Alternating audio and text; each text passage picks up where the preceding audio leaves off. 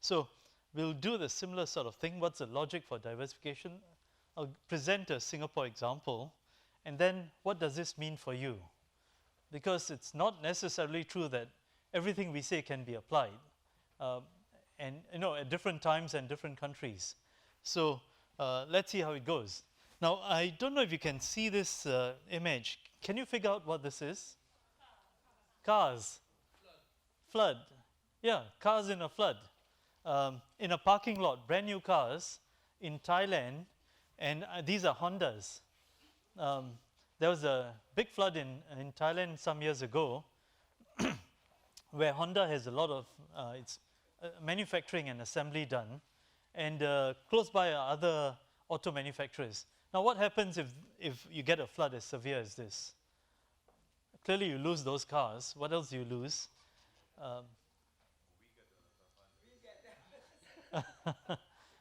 Well, you lose lots of good stuff.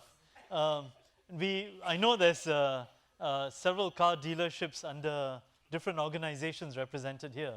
But what happened in this case was production was disrupted for about a month. Because your subsidiary plants get affected, your warehousing gets disrupted. The cleaning doesn't take 2-3 weeks, takes much less time.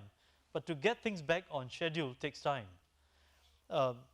Another factory, there was several factories that were damaged, were hard disk drive assemblers, where in Thailand there's a number of plants assembling hard disk drives that go into your computers.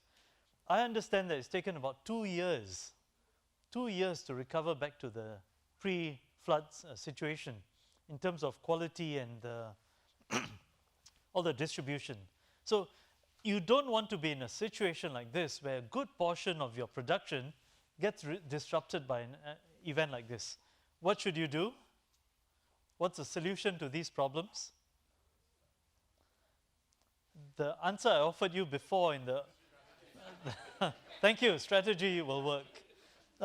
In this case, clearly there's a spreading of risk issue, right? And so a situation like this explains why firms often diversify. Spreading risk so that you are not affected in any particular business or geography by any event. You basically put your chickens in multiple baskets or your eggs in multiple baskets. I assume you have the same saying here. Okay. Of course, you also want to exploit competencies. If you're good at doing something in one market, why not do the same thing in another market? So you geographically expand. And of course, you want to explore opportunities. You find a new opportunity where you think this is such a good opportunity, I have to get in there. And that's what you do. So the logic for diversification is quite simple, right? I think it makes perfect sense. Now, our results, based on research, suggest that it's not that simple after all. That in fact, diversification can help your performance if you go into closely related areas. If, for example, you're making cars and you decide, if you're assembling cars and you decide to make some of the components that you use, that makes sense, right? If you're a supermarket and you decide that you will also do some of your distribution, your collection of components, you want to stock up your own shelves, so you collect from warehouses yourself, right? Walmart sort of does that. Maybe that makes sense. But if you are a car assembler and you decide that you actually want to make, you want to run a hospital, because your cars are related to hospitals, aren't they? Very indirectly, right? But you say, I see a logic, my customers end up in hospitals, I'm going to diversify into hospitals. The logic is stretched, not much in common. And if you do that sort of diversification, go far from your business, your performance can suffer. So our research suggests stick close to where you are, not necessarily one business. That's maybe you don't get enough opportunities. You can diversify, but go into related areas, right? And this often is a suggestion to go into ancillary areas, adjacent areas, close to what you're doing. AirAsia, which runs a budget airline, maybe they want to sell insurance for travel, right? and they fly all over the place. Why don't we link up with a courier messenger, courier delivery, right? I'll pick up your parcels one place, I'll fly the other place, you pick them up on the other side. So that's a related area, and that seems to make perfect sense. Go where your competencies can be utilized, right? You're really good at managing finance, your cash flow.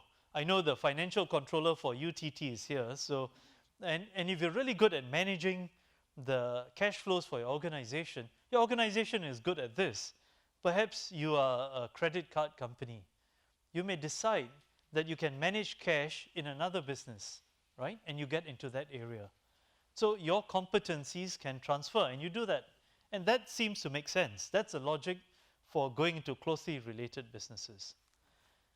But performance often declines, and notice I say often, if you go into unrelated areas, broadly unrelated.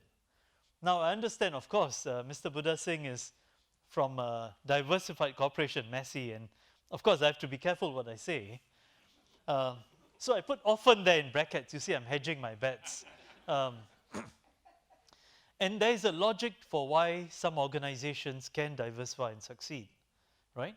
We must understand whether that logic applies to our own firm, right? This is the challenge we have to deal with. Most diversifications that are unrelated don't improve performance. Second, if some firms can do it, can I do it as well? Now, this is the firm level issue. My topic is really on the nations. Does this firm level logic apply to nations? Should we as a country say we should diversify into closely related businesses only, closely related industries, not into areas that don't apply in Trinidad and Tobago? Should we not go into areas that are new, that we don't know about? And this is a question that we want to address as we go along. All right?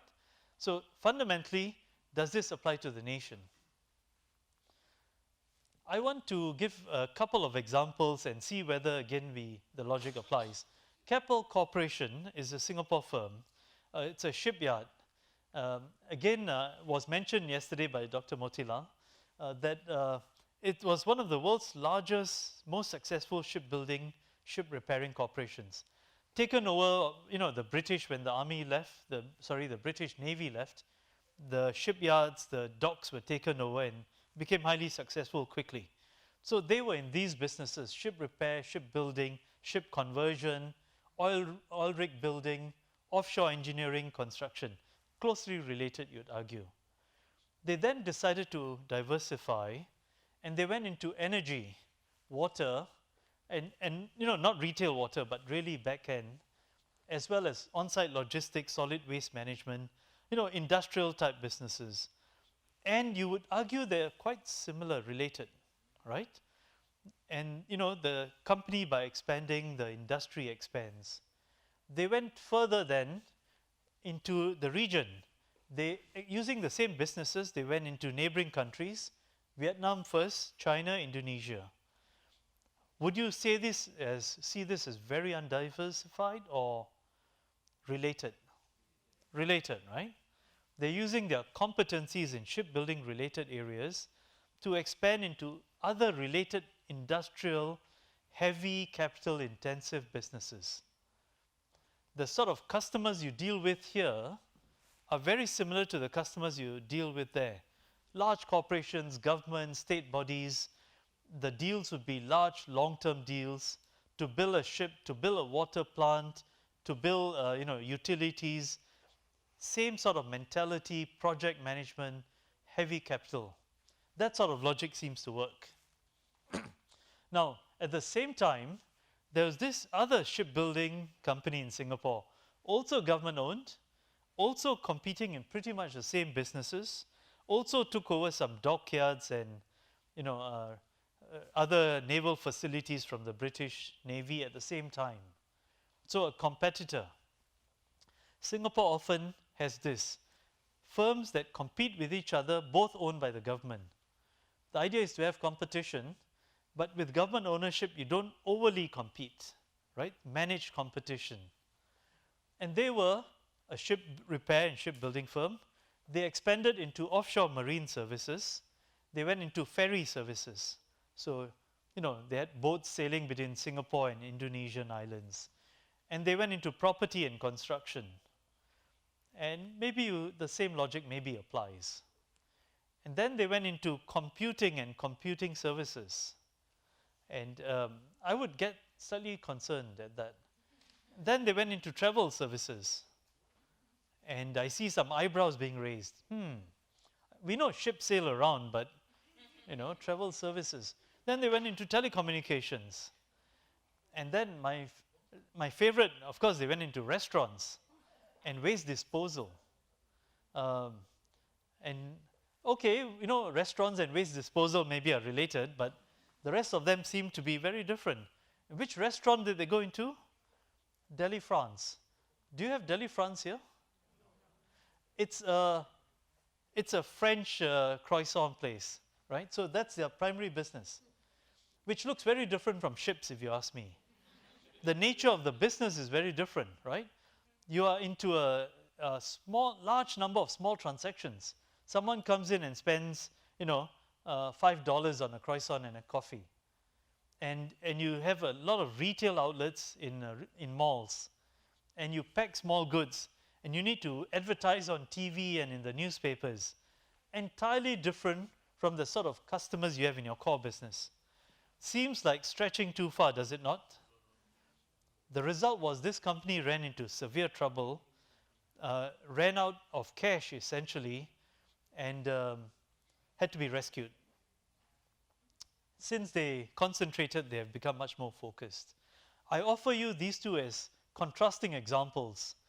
One, related diversification on a clear logic. One, unrelated diversification based on no logic that I can share and say, yes, that makes sense to me, right?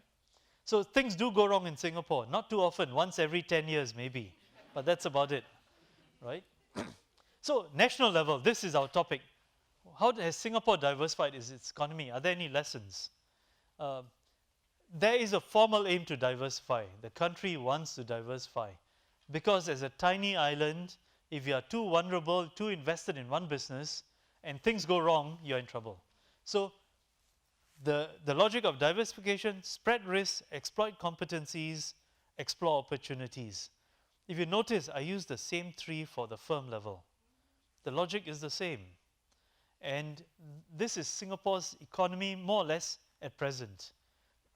Manufacturing is 27%, pretty much the largest sector. Manufacturing and a bit of construction in there. Trade and transportation is a big sector in Singapore, 25%. Financial services is the biggest part of those services, but financial and other services, 23%. And the balance, you have a whole lot of other things. Tourism being quite prominent. And then there's also an overseas wing. Singapore firms and the government investing out of Singapore in industrial parks, in facilities in those countries, in organized, encouraged efforts by the government, go into the region, countries that are growing fast, go and do business there, so that Singapore is an overseas wing, right? Now I'm saying this is a formal strategy, right? The government consciously pushed this. In fact, it's very unusual for a country like Singapore, which is, fairly mature economy, small, short of land, short of labor, to try and retain a manufacturing sector. Most countries at this stage give up on manufacturing. Let's go into services. But to maintain a balanced economy, to spread the risk, to ensure that the economy has different legs to stand on, they've continued to invest in manufacturing. And a particular case I want to share now is Jurong Island. It may well make sense to you, right? Because of the nature of your economy. Jurong Island was an effort to establish a large downstream petrochemical and chemical and manufacturing facility. So downstream. If you look at the economy in Singapore, you would say, this is the last place I want to put, a petrochemical downstream effort. I might as well put it in the Alps in Switzerland or in France. Makes no sense. Singapore has none of the inputs that you would expect to support such an effort, except it is a large refining center where the oil comes from other countries, right? Indonesia, Middle East, some from Malaysia, Vietnam, and other bits and pieces. So other than that, it really lacked all other inputs. Yet they decided to establish this Jurong Island. I'm showing you the same picture, slightly different picture, but it's again Singapore, except this time it looks a bit different. So again, about 50 kilometers across. The gray parts you see are reclamation, land reclamation. And what I'm talking about here is really Jurong Island here. This was, if you had taken a photograph in the mid-1990s, you would have spotted 7 little islands. There are 7 small islands, really tiny islands. The government decided to combine them all by reclamation, land reclamation. And you know, everything in Singapore has to be bought. They bought the soil mainly from Indonesia, right? Have you heard of countries buying sand? So Singapore buys sand from Indonesia until the Indonesians got a bit upset. You're buying too much of my sand, and they had to go and buy from Vietnam. And before that, Malaysia, which is much closer, said, no, I'm not selling you any sand, right? It's very funny sometimes. You didn't find that funny? Okay, so I think it would have been funnier before lunch, right? Now, so this is Jurong Island. It's about 30 square kilometers. 30 square kilometers. This is about 4% of Singapore. So a significant reclamation of land, right? And if you look at it now, this is what you see. Sorry, it's not the best photograph, but what you see is, this is the feature. Much of it has been built up with petrochemical facilities. You know, to me, they're chemical, petrochemical. I see a lot of stacks and storage containers. There's enough green land for future expansion. This has taken place in the space of about 15 years. Somewhere in the mid-1990s, they decided to reclaim Jurong Island, make it one. In the year 2000, they opened the island, right? Because some of the islands were already there, they started the first plant, and by 2015, this has happened. So, 30 square kilometers in about 10 years, and this is I'm quoting one of the industry people saying, this is probably the most integrated of all petrochemical industrial parks anywhere in the world. This was their strategy to attract companies to come to Singapore, when otherwise why would you, right? Why come to Singapore for petrochemical stuff? Why don't I go to the Middle East? Why don't I come to Trinidad, right? The idea was, here's a brand new plot of land, let's co-locate a whole lot of factories into one place so that you could be next to your source of material. You could buy some downstream inputs into your plant, you do the transformation, and next to you on the other side is your customer, right next to you. Imagine how much that saves. That co-location is a huge advantage, and that's what the government used to push this, right? It facilitated the negotiations. The Singapore government is very persuasive when it wants to be. And what they offered was this idea of plug and play. We are familiar with electronics, you plug and play, right? Lots of items, it's very attractive. The Singapore government's logic was, let's plug and play petrochemical plants, right? Just makes no sense, except if you organize it well, it makes tremendous sense. The idea is you can save investments and operating costs, save time, and save complexity, because everything you need supplied to you directly, your customers buy from you directly. Then they went beyond that. What if we could simplify things for you further? Storage tanks. You know, your job is to convert, I don't know what, you take in methane and you convert into some other chemical, right? Why do you need storage facilities? I'll have central storage tanks until the ships come to pick up whatever you're producing. You just rent the space. You don't have to invest in storage tanks? What if all this chemical cleaning and whatever processing is needed, I will do for you? What if even filling up, right? Once you've shipped out, you store in the tanks, the ship comes by, I will arrange for the filling up of the ships for you, right? What if normal maintenance, there'll be a central body to do? What if you didn't have to do fire services, safety, security, all will be centrally managed? Would that be an attractive proposition to you? Many chemical companies said yes, because the estimate was you could save 25 to 50% of capital, and in terms of your logistics, because you didn't have to ship from far distances, you didn't have to ship to far distances, 10 to 15% of your logistics cost. Are those significant cost savings? Very significant, especially in this industry, right? So it worked. It attracted more than 100 firms. This is a figure I had from last year. I suspect it's still rising slowly now. And in all manufacturing in Singapore, this sector has the highest proportion of locals, right? Singaporeans, and the highest skill profile of all manufacturing industries. So it's worked really well. The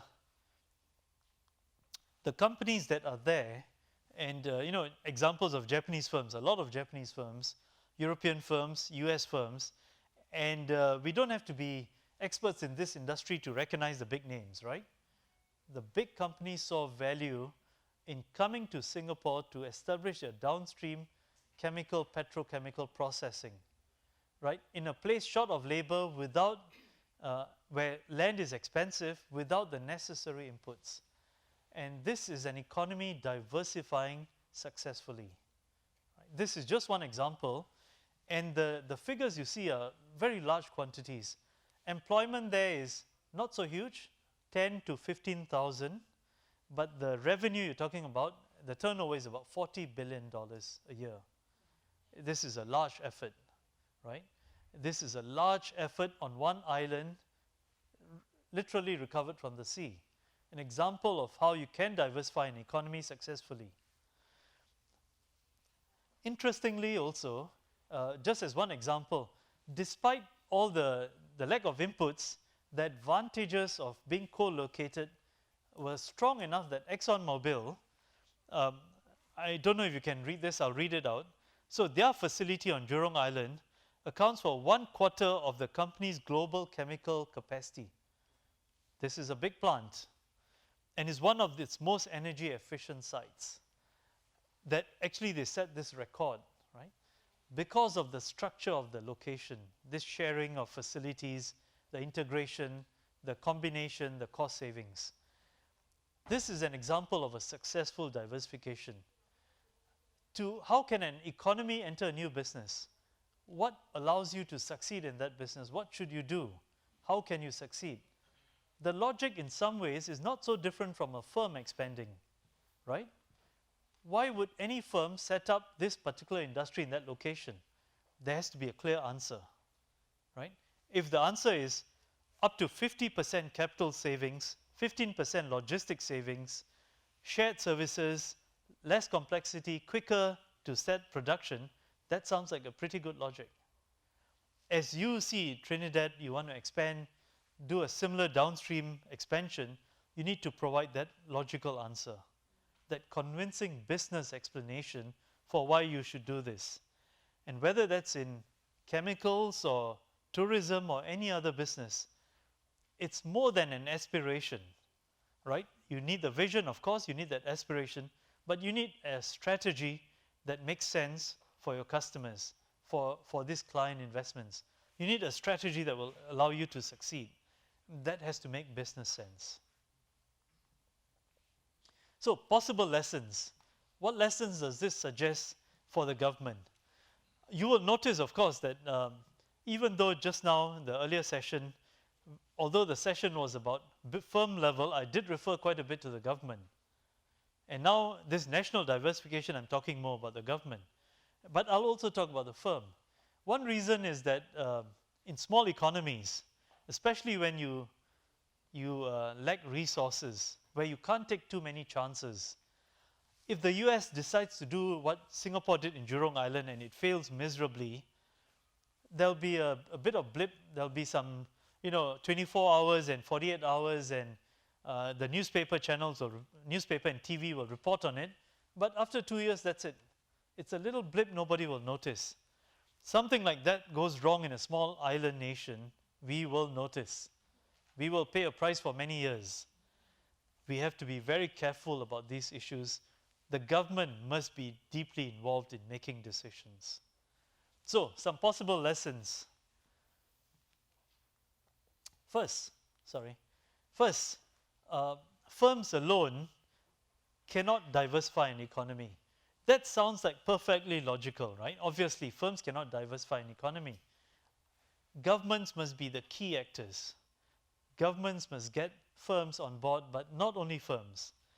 Which other organizations should agree on to add to this effort? What do you think? Banks? Certainly you need the financing, yes. Who else? Academia, universities provide the talent that is going to work in that industry, that must provide the skills that are inputs, provide the management and upgrade the skills of management, the leadership.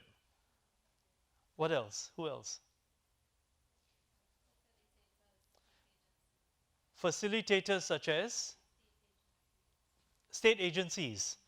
Let's say you need to build up this big plot of land, right?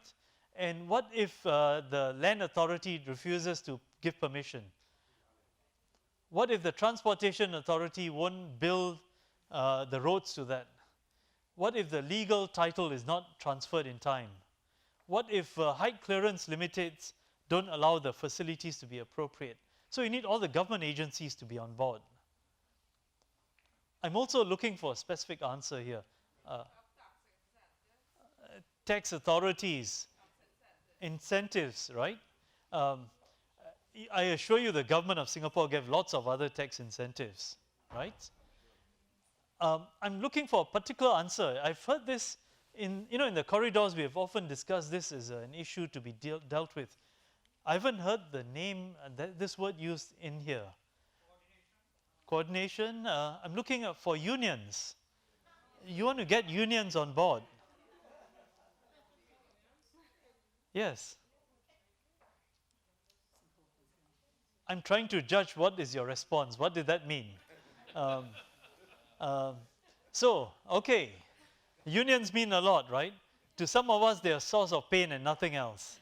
I would suggest to you that it's easier to get unions on board, and it's better for you if the unions were with you than if they're against you. I would also suggest that for the unions, it would be easier and better for them if they worked with employers. I suggest for the government, it would be better if the unions and employers got along with each other, and if everyone got along, right, with the government. It makes perfect sense that what is better for employers is better for unions. If the employers treat the unions properly, treat their workers properly. And I would suggest what's better for unions is often better for employers, if unions do the right thing. I'm not preaching to you, sorry, right? Singapore seems to have dealt with that problem well, and I'll say a bit more. But firms alone cannot diversify economies. Governments need to get on board all the important actors.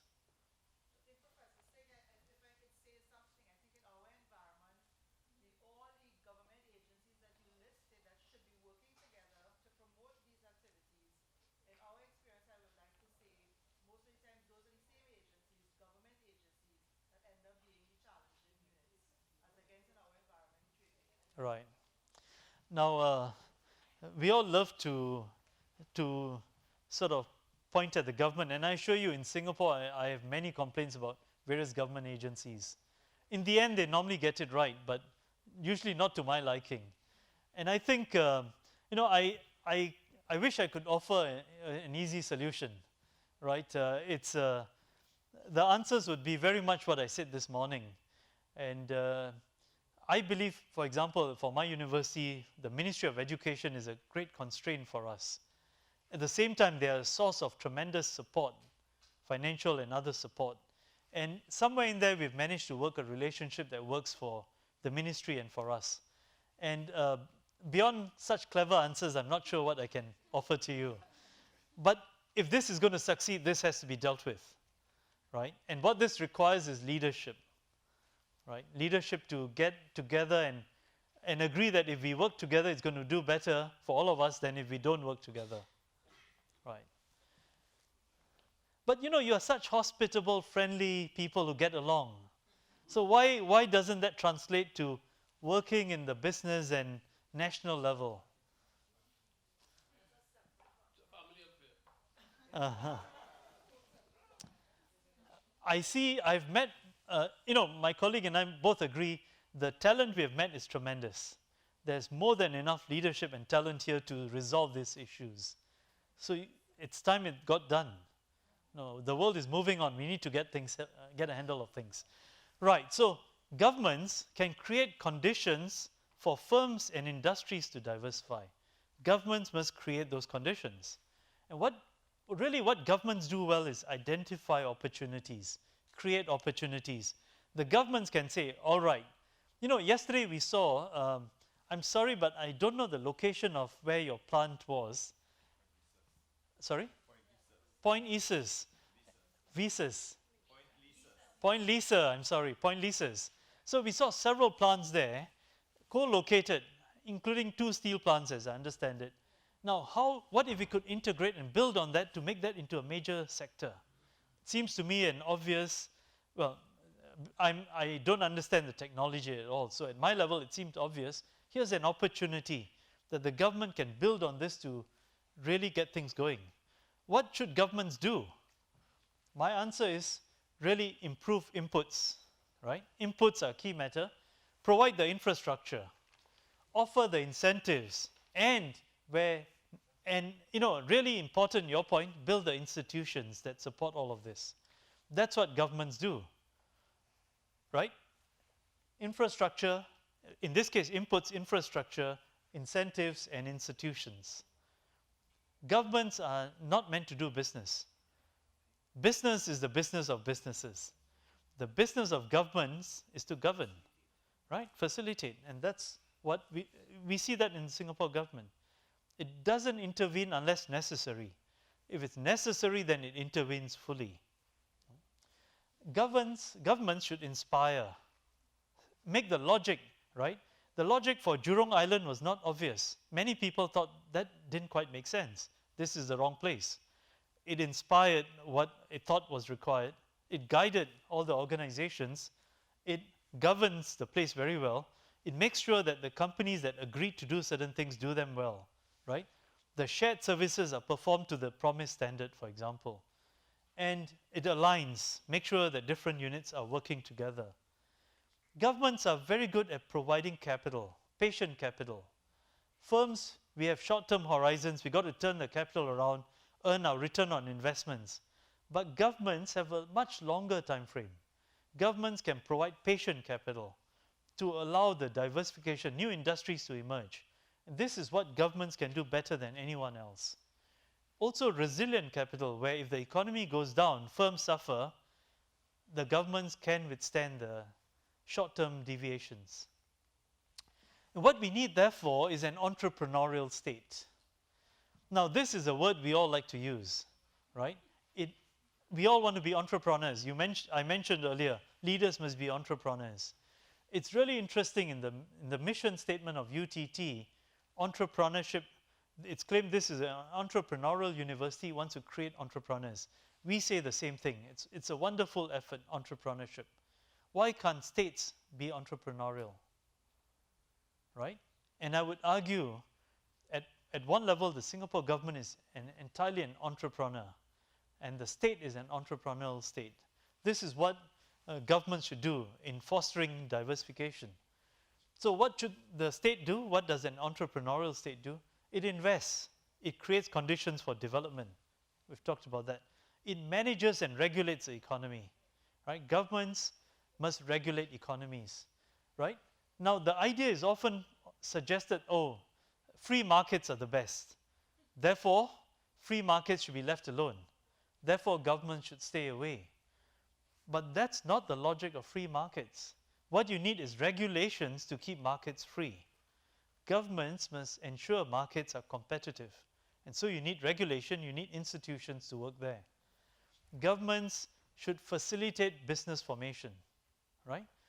It should get to the point, Singapore is one of those freest places to do business. Notice I didn't say it's the freest democracy, right? But it's a free place to do business. You can set up a business at almost zero cost in 3 days. That's the target that you should aim for, where it costs very little money to register a business, be ready to operate in 3 days, where the bureaucracy of the government helps you, doesn't hurt you, right?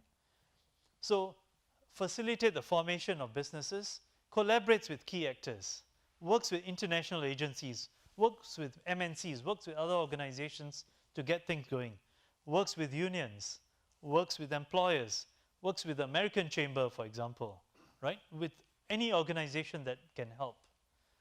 Collaborates with them, so selectively intervenes.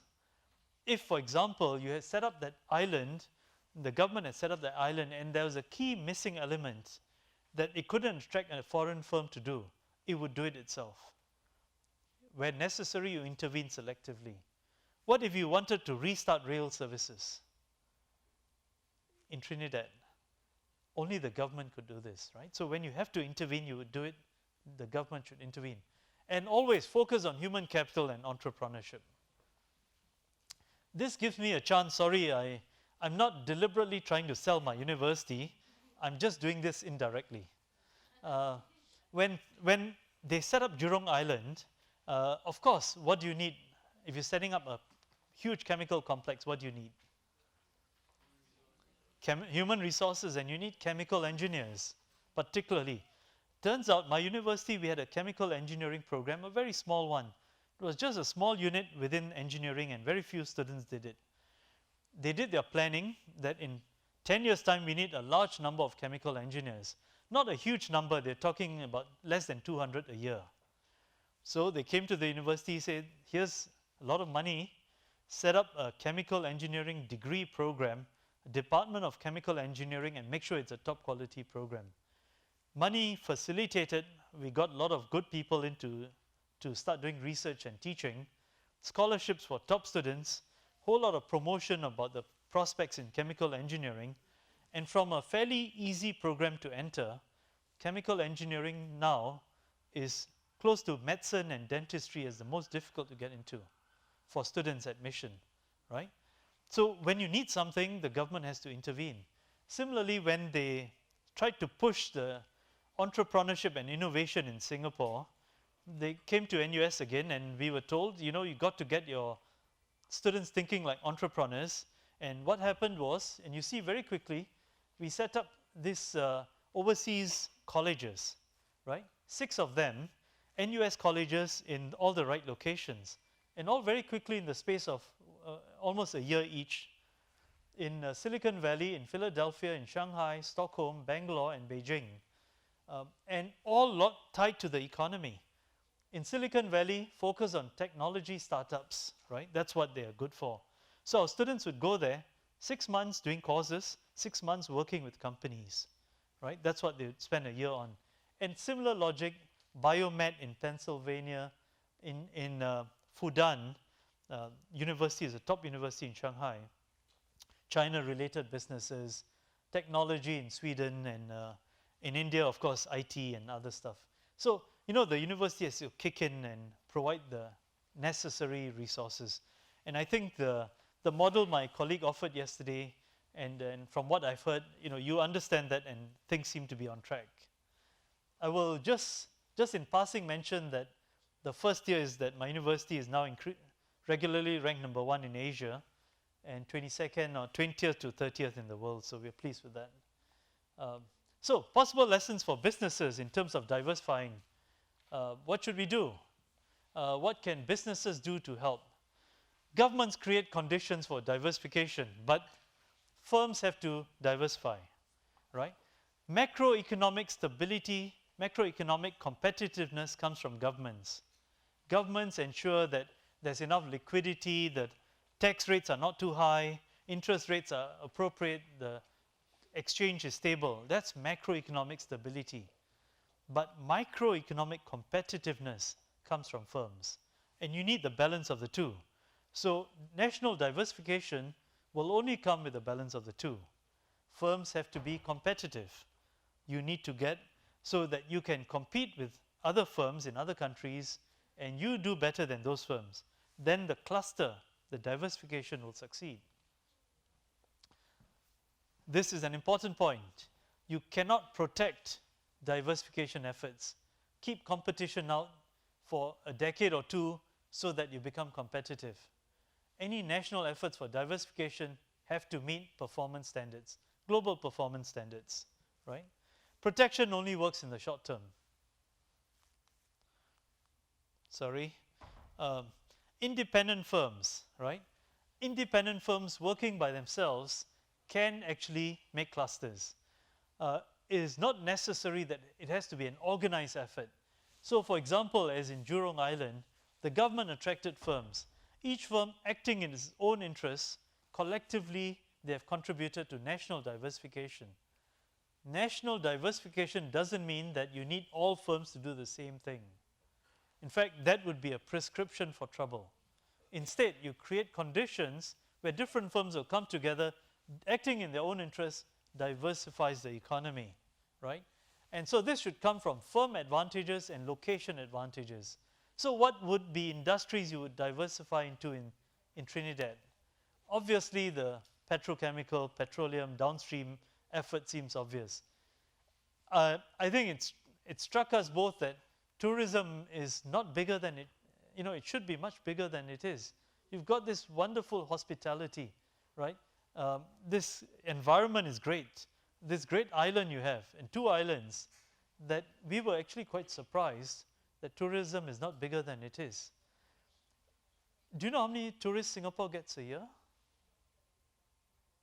Annual tourism. And now I want to say there's not much to do in Singapore, right?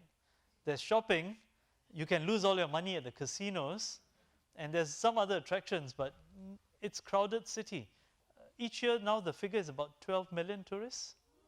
12 million. What about medical Sorry? tourism? 15 million. What about medical tourism? Yeah, not much. Personally, I have a problem with the term medical tourism. Well, Yeah. Medical travel, people coming to deal with their medical conditions, it hasn't worked as well as they expected. It's expensive. Yeah, it's fairly small. because I saw a documentary on it which showed people coming there, getting a holiday. That's why I call it medical tourism. Yes. And here in plants. Yeah. Turns out there are better locations for that. You go to Malaysia and you, and you do lots of things, have a holiday. Bangkok is very attractive. The medical care is very high standard, relatively cheap, great tourist location. Why can't that be you? Right? Tourism, why not? Educational tourism, I'm happy with that term. Students are big business. Why can't you be more of an education center, right? But you know your place. What are your location advantages? Seems to me your great advantage is actually not so different from Singapore. That you are in a neighborhood that's a bit difficult, right? But you've got large neighbors who are sources of great opportunities. Venezuela, right, just down the road. You've got this giant USA just up the road. You've got Cuba coming down the road, right? Opening up soon. Wonderful opportunities. You've got those lovely islands around you. Use your neighborhood. That's what we've done in Singapore, right? It could not have grown, could not have diversified its own. So, combine your firm competencies with your location advantages, use the government support, and that's a possible way of diversifying. So key challenges for leaders at all levels: where are your best opportunities? If you are strong in telecommunications, should you remain in telecommunications? You have a better opportunity in new media, in computing, in IT, right? For each firm, you must answer that question: where are your best opportunities? So must a country. Does your firm have the capabilities to operate in the new area? Can you expand to the new area and succeed against competition? Can you as a nation expand into a new area and succeed against competition? The question applies. Can you do this more effectively than them? Right? So these are the questions you have to answer. And so now just let me conclude quickly. I want to make the same point. I said about earlier, before lunch, I said small firms or firms from small island can succeed.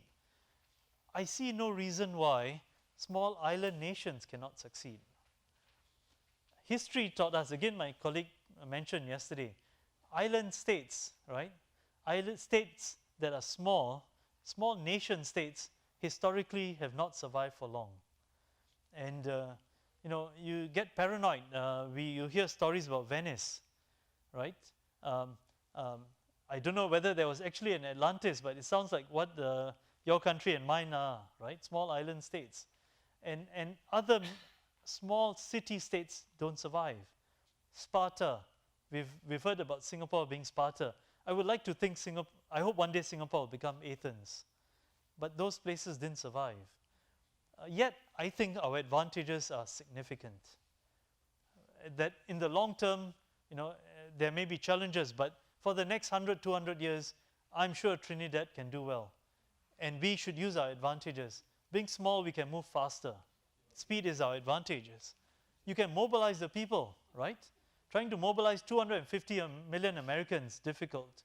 1.5 million Trinidadians, Tobagans, why not? You can, really align people, get people on board, and focus your efforts. Governments matter. If there's one lesson from Singapore, it's that governments really matter, right? Good government makes all the difference. Governments inspire, governments convince, governments explain, governments offer incentives, and when necessary, governments will cajole you, pressure you, push you to do the right thing. And only governments can develop and implement national strategy.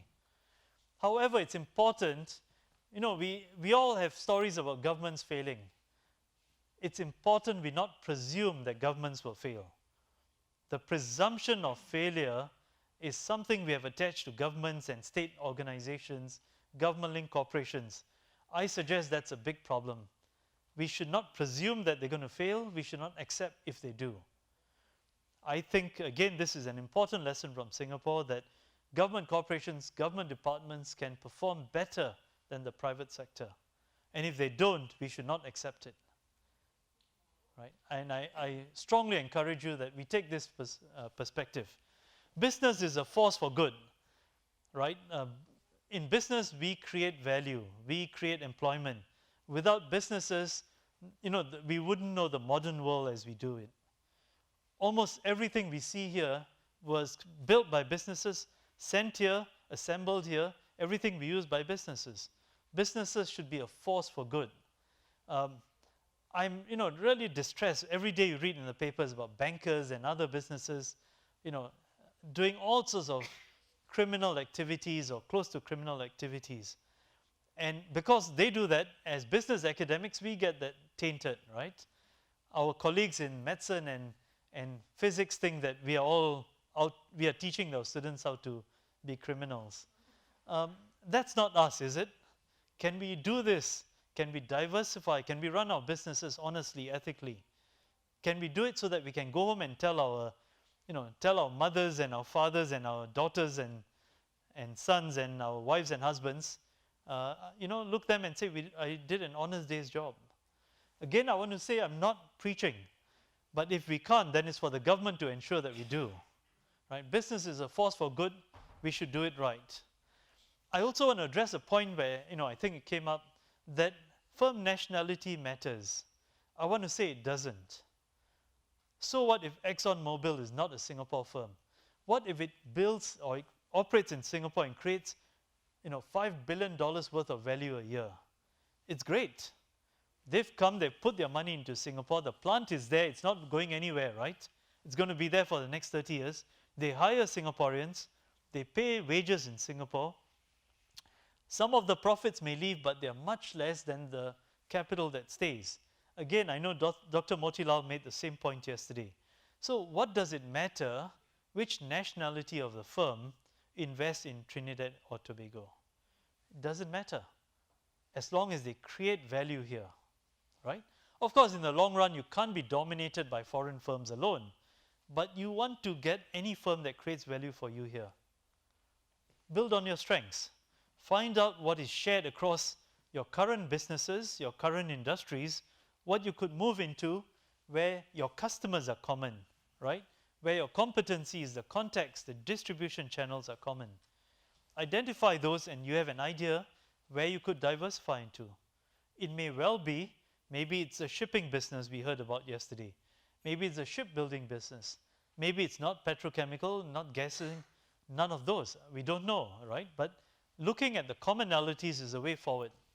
Find opportunities, find emerging customers. We often talk about emerging economies, right? We all want to run to China and make business there. We want to run to other emerging economies. I suggest what we want to look is for emerging customers wherever they are. You may find emerging customers in Cuba, for example, or in US, right? Or wherever they are. I'm sure the Northern Europeans want to come here for a holiday. I suspect they don't know Trinidad and Tobago as well as they should. We need to find them. And certainly look in your neighborhood. That's a good starting point for national diversification. So, thank you for attention. I'm happy to take questions if there's time later. Thank you.